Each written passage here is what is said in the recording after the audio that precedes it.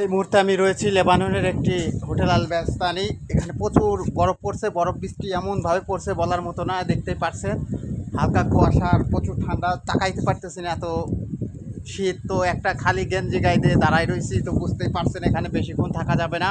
এই দেখুন কি বাতাসের মতো না, আর যেভাবে আসতেছে, তো ভালো করে কথাও বলতে পারতেছি না, প্রচুর বৃষ্টি হচ্ছে, বরফ বৃষ্টি।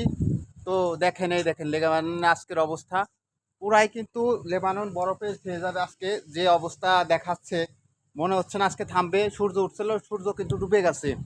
তো এটা হোটেল আর রেস্টুরেন্ট, আজকে বুফের সিস্টেম ছিল, সব ক্যান্সেল হয়ে গেছে এই বৃষ্টিতে, সব ক্যান্সেল। শীতে কি অবস্থা দেখেন। এটা হচ্ছে রেস্টুরেন্টের একটা অংশ। তো এখান থেকে সব বরফ পরে কি হয়েছে মনে হচ্ছে। আর হিমালয় থেকে, পাহাড়ের থেকে এই বরফের সব ইগুলো চলে আসছে। তো দেখাইতে পারছি, এখান থেকেই বিদায় নিলাম, বাই বাই।